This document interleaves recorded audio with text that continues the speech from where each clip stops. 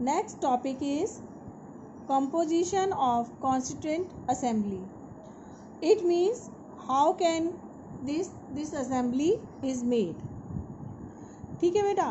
तो Constituent Assembly was made after the partition of country. It means 14 अगस्त है ना.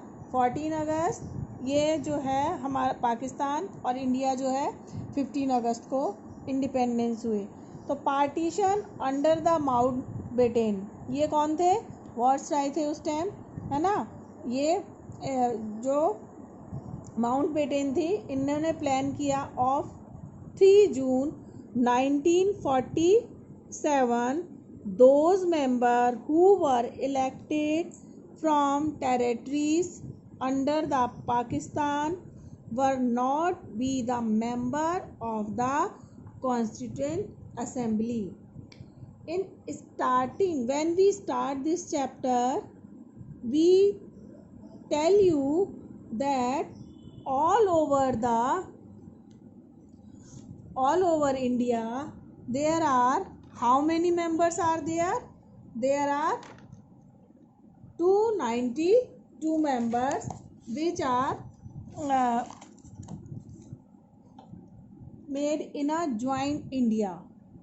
After the partition, those members were elected from the territory of Pakistan. It means जब divide हो गया तो जो उधर से इलेक्ट हुए थे, पाकिस्तान वाले पोर्शन से इलेक्ट हुए थे, उनको कॉन्स्टिट्यूएंट असेंबली में नहीं माना गया. ठीक है, क्लियर हो गया. 3 जून हम लोग कब वो हुए इंडिपेंडेंट? 15 अगस्त. तो इट मीन्स जून, जुलाई, अगस्त 2 महीने पहले ये डिसाइड हुआ कि जो मेंबर्स पाकिस्तानी पार्ट से इलेक्ट हुए हैं उनको अब इंडियन कॉन्स्टिट्यूएंट असेंबली का मेंबर नहीं माना जाएगा. ये तो अंडरस्टूड है बेटा. जब पार्टीशन हो गया, घर में भी जब हिस्से हो जाते हैं तो क्या हो जाता है, उनका खाना थोड़ी बनता है घर के अंदर, ना ही उनको किसी डिसीजन मेकिंग में इन्वॉल्व किया जाता है. ठीक है. Now the total strength of the Constituent Assembly was to be 399. पहले क्या थी बेटा?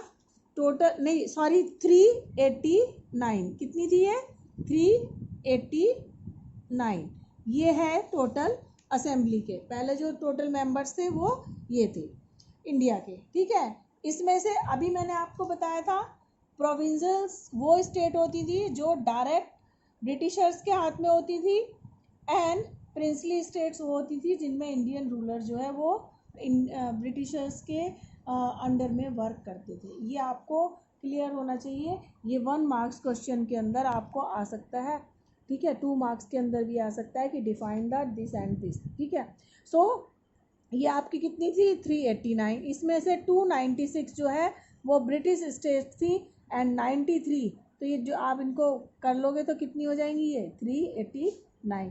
तो ये जो थी वो प्रिंसली स्टेट थी. नाउ अब क्या हुआ? 299 रिमेन इन इंडिया. अब जो 100 थी 90 जो थी वो कहाँ चली गई? पाकिस्तान के अंदर चली गई. ठीक है. 90 जो स्टेट्स थी वो पाकिस्तान में चली गई, जो सीट्स थी, मेंबर्स थे. 299 remain in India, 229 Britishers and 70 were the princely state. ठीक है. ये देख लो, फिर आ गया 299 ये हो गई. ठीक है. तो इसमें इंडिया के अंदर टोटल अब इतनी रह गई, जिसमें से 70 जो है प्रिंसली स्टेट्स थी और 229 जो है ब्रिटिश प्रोविंशियल स्टेट थी. ठीक है.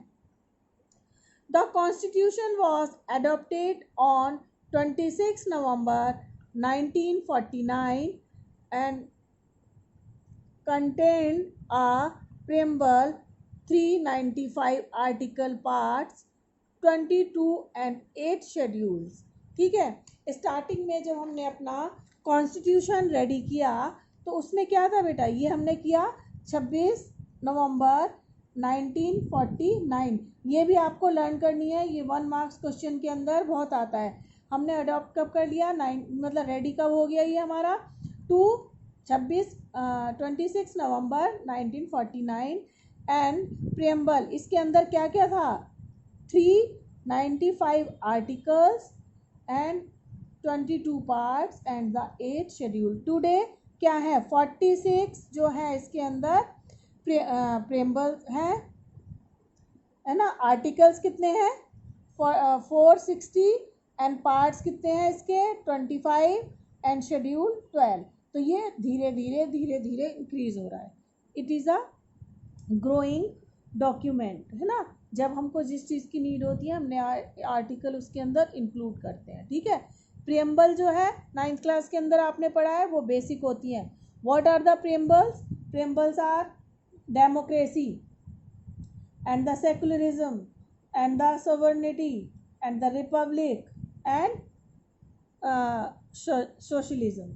These are the things which are called the preamble of Indian Constitution. तो ये तो बेसिक है, और बाकी जब स्टार्ट किया था तो ये इतनी थी और अब ये ग्रो करता हुआ इतना हो गया है, ठीक है।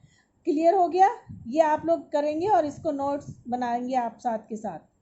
Currently, Indian Constitution contained a preamble, 460 articles, part 25 and the 12 schedules.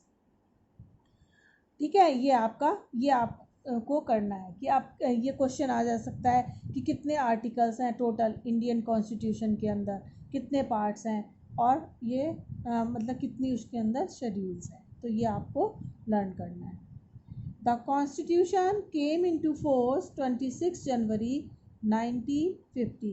हम लोग अपना रिपब्लिक डे सेलिब्रेट करते हैं, कब करते हैं, 26 जनवरी 1950 को हम लोग क्या हो गए थे, रिपब्लिक डे मनाते हैं।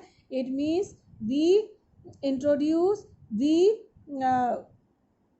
we adopt our constitution for our own country, but it means we govern ourselves by our own laws, ठीक है। It took 2 years 11 months and 18 days। ये भी बेटा आपका बहुत इम्पोर्टेंट क्वेश्चन है 1 मार्क्स क्वेश्चन में, क्या होता है, कितना टाइम लिया। तो इसमें अगर आप पूरा लिखते हो तो हो जाएगा। देखो ये आपको समझ में आ रहा है कि ये कब रेडी हो गया था बन के, कहाँ पर है ये, 1949 को, और इंट्रोड्यूस कब हुआ, 50 के अंदर। तो इसने 2 years, it took 2 years 11 months and 18 days। ये आपके टिप्स में होना चाहिए कि इसने पूरा होने में टाइम इतना लिया। First temporary president of constitution. हाँ बेटा, और एक स्टोरी और है, ये आप लोग बहुत मतलब many student you are aware about this story, that when the constitution is became ready on 1949, why we adopted on 26 January 1950, because in 1929 26 January first time we demand for Purna Swaraj. Purna Swaraj means when we made law for ourselves, when we govern our country by our own laws. That's why we adopted, हमने wait किया 26 जनवरी का, और we adopted, we come to the constitution came into force at that day, because first time we demand for Purna Swaraj on 26 January in 1950 in the Lahore session of Congress, ठीक है। It took 2 year, मैंने आपको बता दिया। First temporary president of constituent assembly was Sachchidananda Sinha. ये भी आपके 1 marks question के अंदर आ सकते हैं कि who was the temporary president of constituent assembly, who, Sachchidanand Sinha.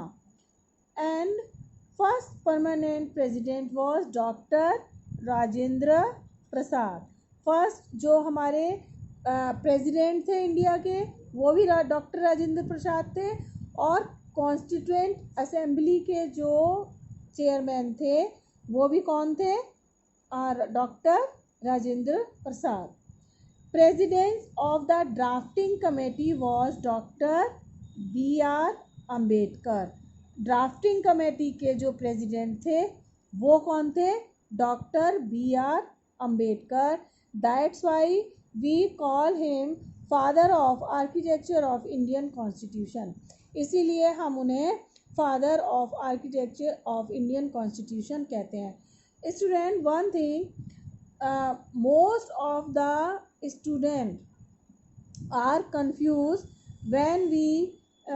when question is coming who is the president of Indian Constituent Assembly। 60% बच्चे 80% बच्चे यही लिखते हैं कि doctor Bhimrao Ambedkar, B R Ambedkar. But ये इसमें कंफ्यूजन होता है। प्रेसिडेंट जो है वो कौन थे? Doctor Rajendra Prasad. And drafting committee के जो प्रेसिडेंट थे वो कौन थे? Doctor B R Ambedkar. तो ये आपको याद रखनी है, ये कॉम्पिटिटिव एग्जाम में भी आपके ये क्वेश्चन बहुत आता है। ठीक है।